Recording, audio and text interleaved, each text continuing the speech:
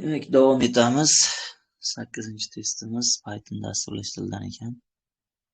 Bizga list berilgan. Uning uzunligi 1, 2, 3, 4, 5, 6 ga teng. X teng 0, y'imiz esa listning uzunligidan 1 ni ayir ekanmiz, ya'ni 5 ga teng ekan. 5 ga. Endi siklimiz 1 dan 6 gacha yurar ekan. Bu yerda shart berilgan, agar y'imiz y'ni 2 ga bo'lganimizda 1 dan kichik bo'lishi uchun y juft bo'lishi kerak. Y juft bo'lsa, birinchi mana bu print ishlaydi. Y to'q bo'lsa, ikkinchi print ishlaydi. Endi shu bo'yicha hisoblab chiqamiz. Birinchi qadamda y teng 0 keladi. Y teng 0. Demak, 0 juft bo'lganligi uchun ekranga ax x'imiz 0 ga teng edi. A0 ni chiqaradi. A0'imiz 2. 0 dan boshlab 0, 1, 2, 3, 4, 5 indekslash 0 dan boshlanadi.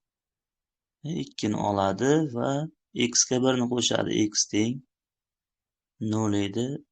0 plus 1 ni oladi. Endi ikkinchisi qadam yurganda y teng 1 bo'lib keladi. To'q bo'lganligi uchun pastdagi ifoda ishlaydi. Ya'ni a y ni chiqaradi. Y'imiz 5 ga teng. A5 ni chiqaradigan bo'lsa 1.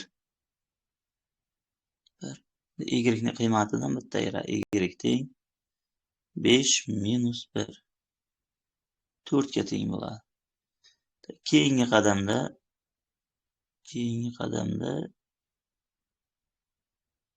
y teng 2 bo'ladi. Bu juft bo'lganligi uchun mana birinchi printimiz ishlaydi. A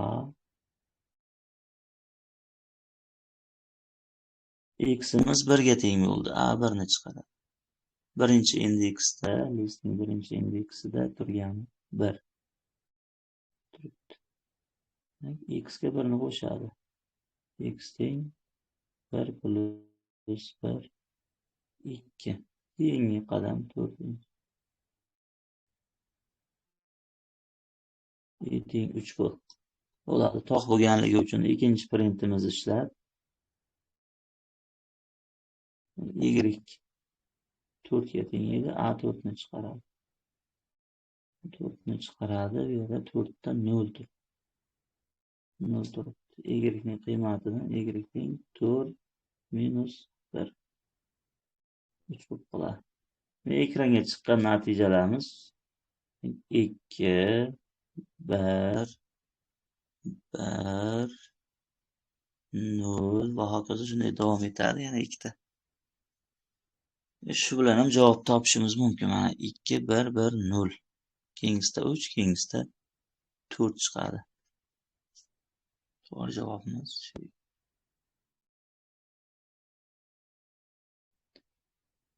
Quyidagi raqamli platforma va xizmatlar sohasiga oid bir nechta mulohazalar keltirib o'tilgan. Faqat rost mulohazalar berilgan javobni belgilang debdi. Birinchi mulohazamiz: Telegram sinxron tarzda ishlay olmaydi, ya'ni bir vaqtning o'zida faqat bitta qurilmada foydalanish mumkin. Demak, bu xato. Telegramni web versiyasida yoki mobil versiyasida bir vaqtda foydalanishimiz mumkin. Ikkinchisi, SMM mutaxassisi deganda internet tarmog'ida ijtimoiy media marketingni yurituvchi shaxs tushuniladi. Bu to'g'ri. Uchinchisi, maqsadli loyiha uchun yaratilgan sahifa, videorolik yoki tasvir brend deb ataladi.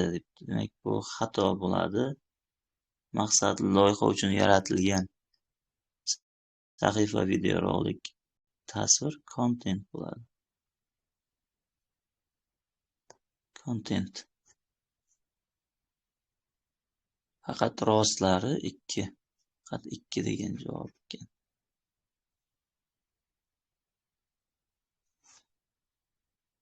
Demak, Scratch dasturida quyidagi bo'lim oynaning vazifasi nimadan iborat debdi. Ya'ni mana bu oynaning vazifasi. Demak, buning oynasi sahna uchun fon tanlash vazifa. Bu oynaning vazifasi sahna uchun fon tanlash bo'ladi.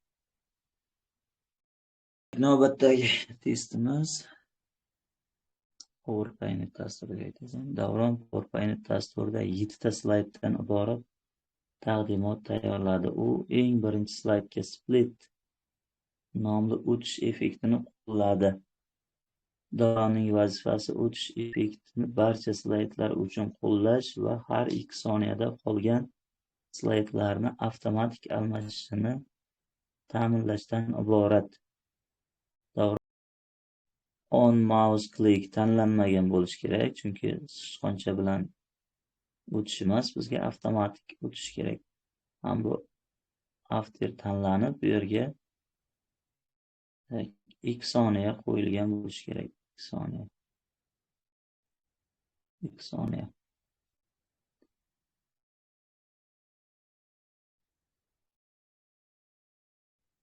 Mana shu javob bo'ladi. After tanlangan va vaqti 2 soniya.